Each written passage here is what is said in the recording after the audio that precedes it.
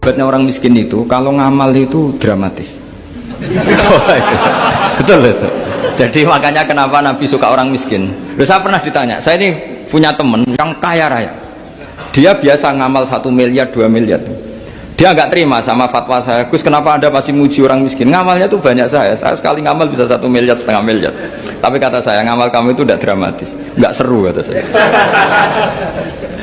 Terus dia tanya, kok bisa Gus? Dia orang kaya, paling ngamal 1 miliar untuk bangun masjid, 1 miliar, setengah miliar bangun pondok, setengah miliar. Tapi kalau orang miskin, misalnya tukang becak, orang miskin kan pasti kawannya orang miskin. Kan nggak mungkin orang miskin utang Abu Rizal Bakri, utang Yusuf Kala, kan nggak mungkin. Kenal saja ndak. Orang miskin kan utangnya sesama orang miskin. Itu pasti itu kan hukum sosial itu. Nah ternyata itu apa?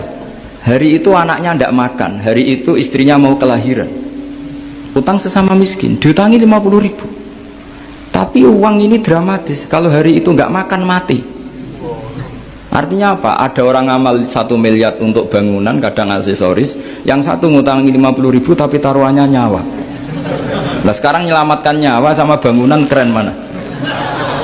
Maka berbahagialah orang miskin karena komunitas mereka ini utang piutang urusan apa? Nyawa. Jadi ini lebih dramatis ya, lebih dramatis, lebih keren. Nah, makanya utang piutang orang miskin itu paling diabadikan Quran karena lebih keren, lebih keren karena nyawa apa? Loh saya ini kan termasuk kecil sudah kiai agak keren, sudah kiai agak mapan. Itu kalau orang-orang kaya nawarin saya paling Gus nggak ganti mobil, nggak ganti aksesoris mobil itu nggak keren. Al-Nadikan tetap ngamal pun nggak keren. Tapi kalau orang miskin, saya sering kan dengar cerita mereka orang itu ngeri. Kayak cerita yang diabadikan Quran itu, wayuk siruna ala anfusihim walau kana bihim khassas. Itu Nabi mengumumkan saya punya tamu tapi hari ini saya tidak bisa hormat tamu.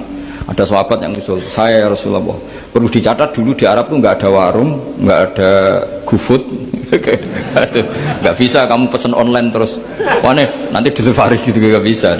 Nah terus akhirnya datang ke rumahnya, datang istri saya ada makanan, ada hanya untuk jatahnya bayi. Terus ya sudah, bayinya kamu tidurkan supaya jatah itu dimakan tamunya Rasulullah.